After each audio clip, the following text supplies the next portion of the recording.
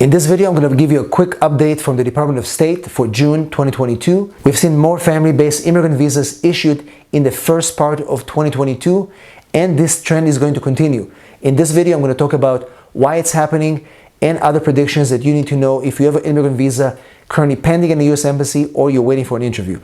If this is of interest, I'll see you on the other side.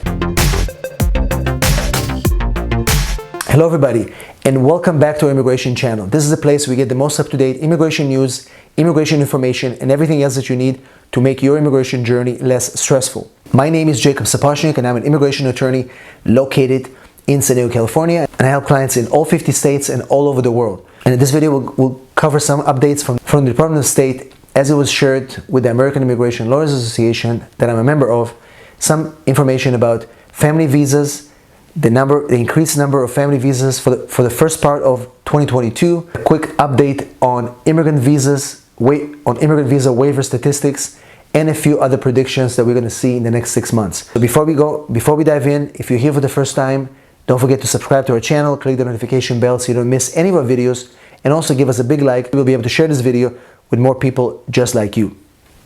So let's start with interview waivers. Several months ago, State Department implemented interview waivers both for immigrant visas and for non-immigrant visas, specifically for people that are now renewing visas in the same categories. Those kind of applicants are not required to appear in person and can just renew their visas. While this policy is being used by many posts, other posts were not effectively using it. Remember, each U.S. embassy has their own discretion as to whether they're going to be waiving interviews and how they're going to be conducting those interviews. Not all posts were implementing the interview waiver policy. And so, based on statistics that they released in June, they determined that pretty much all posts all over the world at least use one interview waiver authority to waive certain interviews, whether it's for non-immigrant visas or immigrant visas.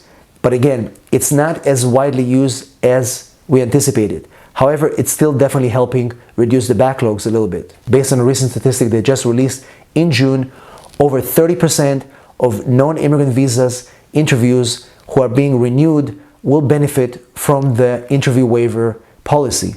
And this is something that is going to be expanding to more and more posts, and they're going to ensure that more of these consular officers will use that policy. Because remember, if we have 30% of these applicants who are being interview waived, that means that less people are coming to the waiting rooms, less people are burdening the consular officers, and that's going to help them see more people that actually need an interview. And this way we're going to fight these horrendous backlogs and try to cut through them a little bit faster.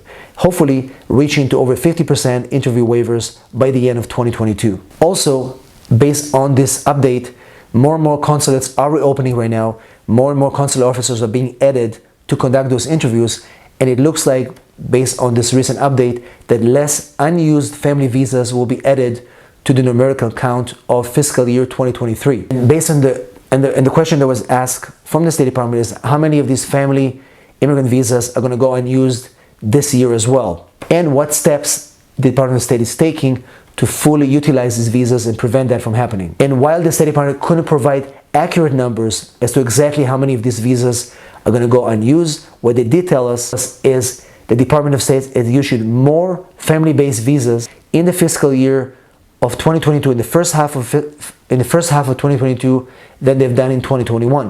While they didn't give us specific numbers, they did confirm that they had quite more family visas issued in 2022, first part of the year, and that number may even double by the end of 2022. So these are good news, and hopefully we're going to see that reflected in the visa bulletin and in the speed of interviews that some of these family applicants are currently waiting. They're going to see that improving in the next 6 months. And if you remember in previous videos that I started recording in January, February, and March, we did predict that to say that as June, we're going to start seeing a big push in numbers in family-based categories, and that is being confirmed right now with this release from a few days ago, and I'm passing that to you right now. Now, with respect to how they're tackling the backlogs, they continue to recruit more officers, and they are staffing them in the most vulnerable posts where they need most people, specifically for embassies that are taking over visas for Ukraine, Afghan, and other countries that are seeing a lot of visa delays. They're going to send in more consular officers to ease that backlog over there, and hopefully that's going to help shift power play with other consulates to allow them to continue processing more applicants. We may see some more interview waivers and possibly some video interviews in certain cases to help with the backlog even more. That will be confirmed also in the next few months. So that definitely taking a lot of efforts. They're training a lot of officers. It's happening every day. And as I mentioned to you before, we're going to see impact June, July, August.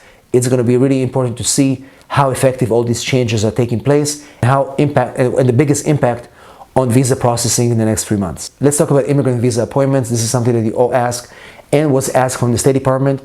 Has anything changed since January, since they canceled the prioritization system?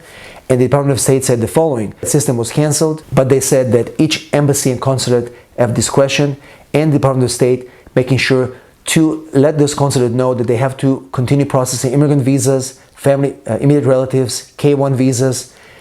Definitely make the priority and make sure that people that are document qualified, opening slots at these embassies and not delay those cases for no reason.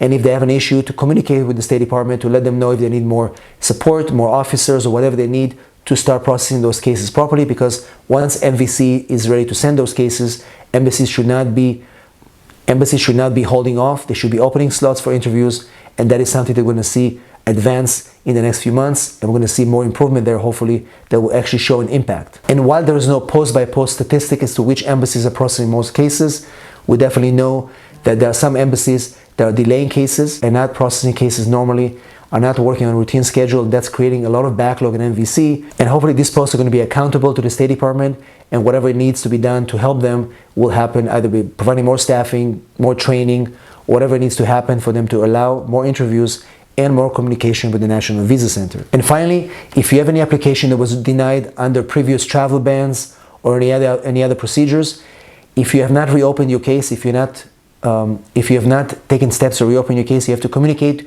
with the embassy that's supposed to process your application, and they should be able to give you a visa application, and they should give you a visa appointment priority.